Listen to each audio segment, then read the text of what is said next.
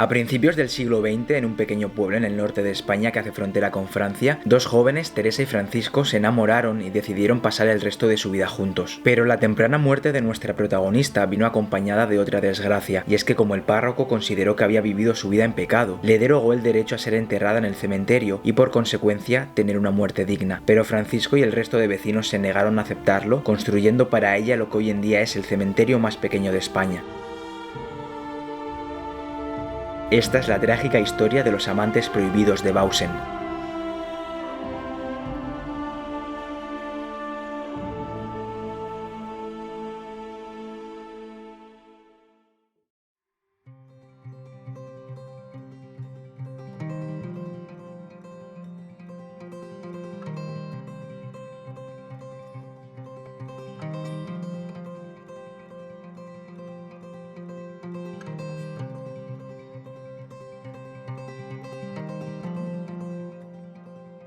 Como habéis escuchado en la introducción, me encuentro concretamente en Bausen, un pequeño pueblo del norte de España que hace frontera con Francia, porque aparte de visitar este precioso pueblo de apenas 60 habitantes, me hacía muchísima ilusión compartir con vosotros la curiosa historia que envuelve de misterio este pueblo. Y es que concretamente estoy en el pueblo que tiene el cementerio más pequeño de España, solamente tiene una lápida y el muro fue construido por los vecinos piedra a piedra a raíz de una trágica historia de amor que sucedió hace 100 años en este mismo pueblo y que bien podría pertenecer a un relato de Allan Poe, pero que en realidad sucedió de verdad. Y la verdad es que después de Garabandal, el vídeo anterior y la historia que viene la semana que viene, que yo la estaré grabando mañana, pero ya os adelanto que tiene miga, la verdad es que para este vídeo me apetecía una historia un poquito más ligera, que no por ello menos interesante, para poder también dar voz a rincones con historias algo más íntimas, que la verdad es que es algo que disfruto muchísimo. Así que ahora ponemos rumbo a este pueblo tan bonito, pero creo que antes es interesante entrar un poquito en contexto. Los protagonistas de esta historia son dos jóvenes, Teresa y Francisco, dos personas completamente normales, vecinos de este pueblo, que a principios del siglo XX se enamoraron. Teresa pertenecía a la casa Doceta, mientras que Francisco pertenecía a la casa Belana. Y es que en aquella época, en los pueblos de montaña, los apellidos no importaban nada, sino que lo que realmente importaba era el nombre de la casa a la que pertenecieras, ya que tu obligación era mantener el patrimonio familiar.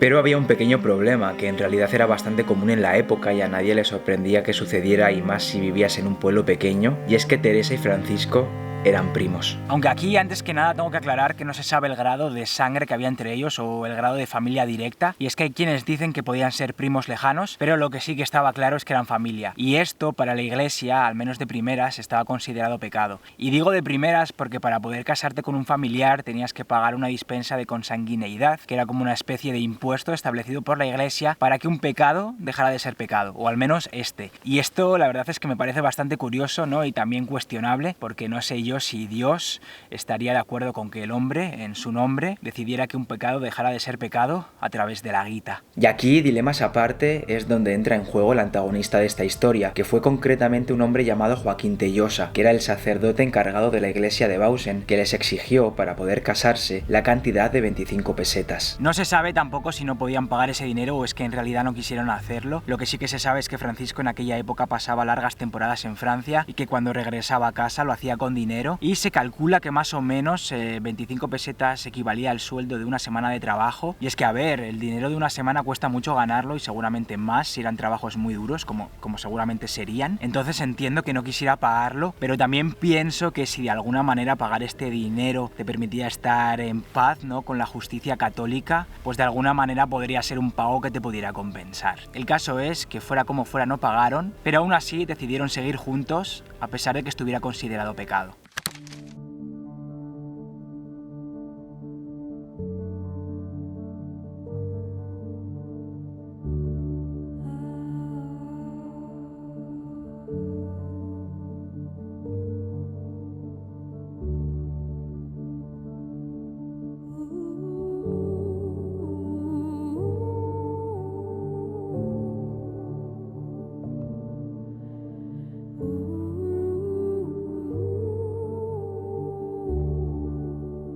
Vale, pues a ver, ahora os enseño la casa que creo perteneció a Francisco, pero primero quería enseñaros el pueblo, que me parece una maravilla, y es que, aunque es muy pequeño, creo que el más pequeño hasta la fecha, tiene como muchas callejuelas y es un poco laberíntico, pero algo que mola mucho de estos sitios es perderse por sus calles, así que vamos a explorar.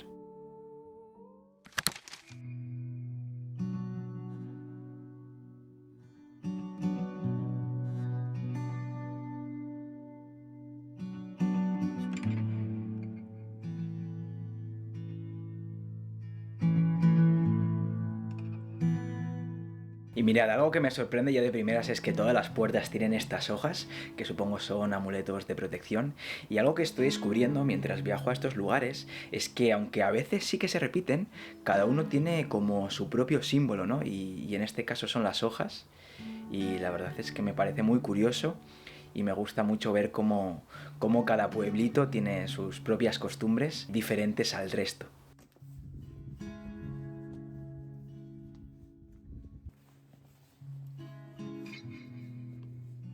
Antes os he dicho que este pueblo tiene unos 60 habitantes y me atrevería a decir que muchas de estas casas durante el invierno están vacías porque hoy hace relativamente bueno y aún así hace bastante frío, así que pasarlo aquí tiene que ser muy duro. Pero es que también me estoy fijando y algunas parecen incluso abandonadas, mirad.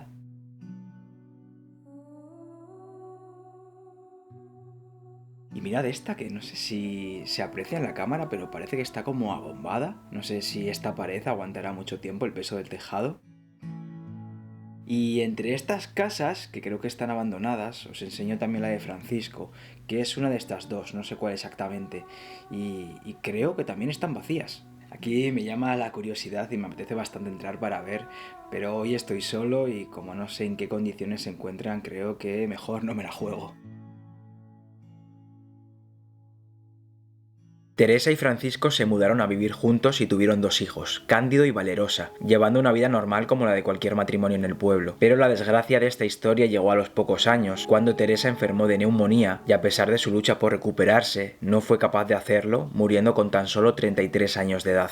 Y aquí es donde comienza la verdadera tragedia, porque como es lógico, Francisco quería que Teresa estuviera enterrada junto con el resto de vecinos para que pudiera tener una sepultura digna. Y supuestamente en aquella época ya era obligatorio que todos los cementerios tuvieran un pequeño espacio, al menos para las personas que eran laicas. Lo que pasa es que esto se daba sobre todo en las grandes ciudades, pero en los pueblos de montaña, alejados de la ciudad, como es Bausen, quien seguía decidiendo era el párroco. Y como podéis imaginar, Francisco solicitó el permiso para que Teresa pudiera ser enterrada aquí, pero el párroco se negó en rotundidad.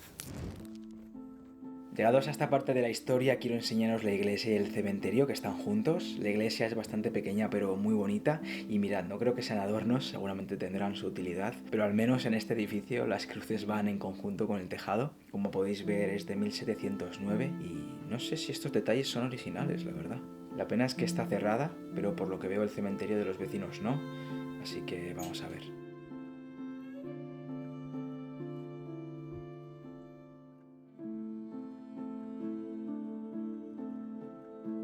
Bueno, como podéis ver, el cementerio es muy pequeño, pero sin ser irrespetuoso quería enseñároslo para que pudierais ver el lugar en el que le negaron sepultura a Teresa. Y por cierto, de esto no hemos hablado, pero no existen fotos de ellos, al menos no de dominio público. Y esto es una pena porque me hubiera gustado mucho saber cómo eran físicamente y supongo que a vosotros también.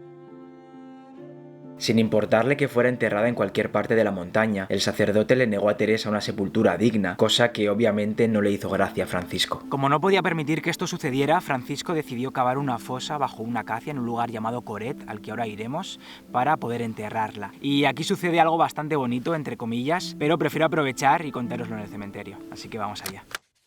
Antes de ir a la tumba quería tomar un café y esto es un poco friki, pero al ver a esta pareja en la taza he llegado a la conclusión de que podrían ser ellos, ¿no? O sea, si esto es así, me parece muy buen guiño a la historia por parte del bar, la verdad.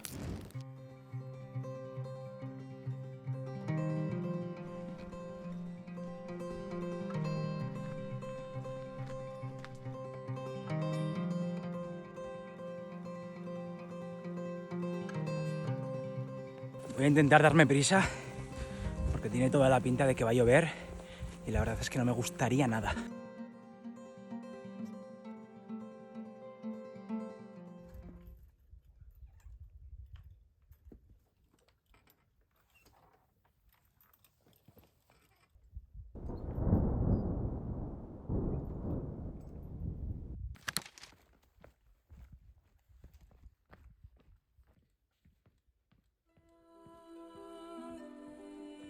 Lo bonito de esta trágica historia es que ningún vecino estaba de acuerdo con la decisión del sacerdote, ya que todos consideraban que Teresa era una muy buena persona y también vecina, así que en un acto de revolución pacífica decidieron ayudar a Francisco y piedra a piedra, entre todos los vecinos, fueron construyendo el muro que hoy en día protege la lápida de Teresa.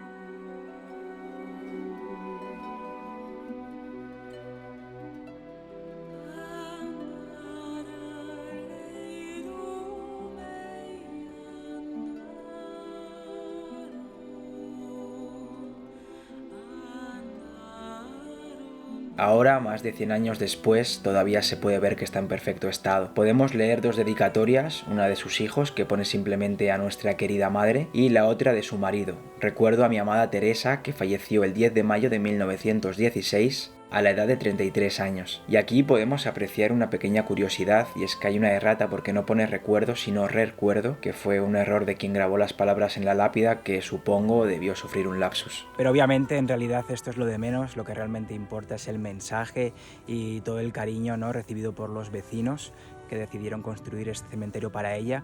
Las palabras no importan nada, y es que al fin y al cabo este cementerio será para siempre de Teresa y de nadie más.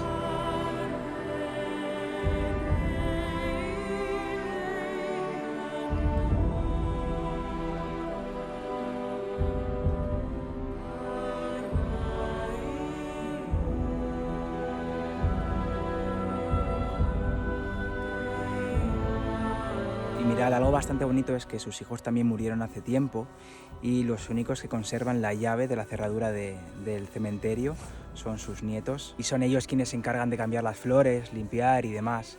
Así que la verdad es que me parece algo muy bonito. Y supongo que a estas alturas de la historia os estaréis preguntando por qué Francisco, si ya murió, no está aquí enterrado junto a ella, que seguramente era lo que él hubiera deseado.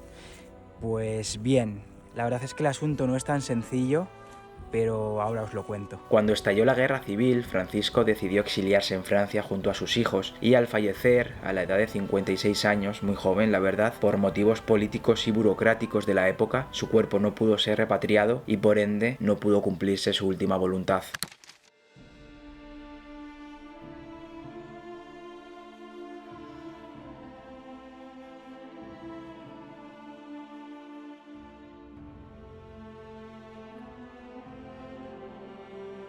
Y mirad, no fue aquí, la verdad es que no he conseguido saber dónde fue, pero ya que estaba muy cerca de Francia quería acercarme a este pueblito para terminar aquí la historia, para que simbólicamente al menos podamos terminar la historia en el país en el que Francisco lamentablemente pasó sus últimos años. Lamentablemente no puedo entretenerme mucho porque estoy rascando los últimos minutos de luz y ahora sí que sí, creo que me va a caer una buena llovizna, pero al menos os enseño un poquito del pueblo, y si queréis que en otro momento lo explore en profundidad, dejádmelo saber en los comentarios.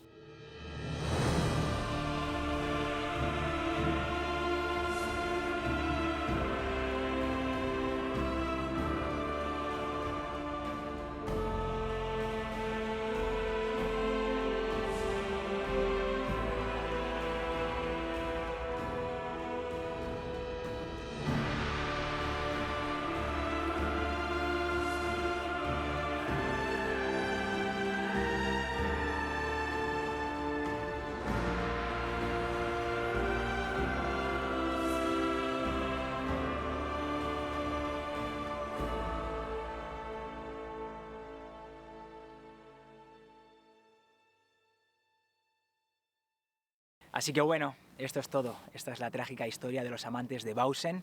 Creo que una historia bastante triste pero a la vez bonita. Y yo mañana concretamente me voy a un pueblito de Aragón a grabar una historia que considero es bastante intensa, sobre un hombre que era considerado hechicero y a raíz de eso se aprovechó de muchísimas mujeres a las que encima acabaron acusando de estar endemoniadas. Así que creo que la historia tiene tela, pero yo creo que os va a gustar. Así que bueno, si te ha gustado este vídeo y quieres ver la historia de la semana que viene, te sugiero y también te agradezco que te suscribas, porque bueno, si eres nuevo no, pero si no ya sabrás que estoy intentando llegar a la cifra de 50.000 suscriptores antes de que termine el año. Yo creo que lo podemos conseguir, así que todo apoyo es poco y lo agradezco mucho. También agradezco el like, ya que el like ayuda a que el vídeo se siga compartiendo y llegue a más gente en YouTube. Y esto ya lo dije la semana pasada, pero también estoy empezando a darle bastante caña a Instagram. Por ahí suelo compartir rodajes y demás. También suelo subir los trailers de los vídeos antes de subirlos aquí. Así que bueno, como información extra a lo mejor te interesa, y a mí desde luego que me ayuda muchísimo. Así que nada más, muchísimas gracias si has llegado hasta aquí y nos vemos la semana que viene. Un abrazo.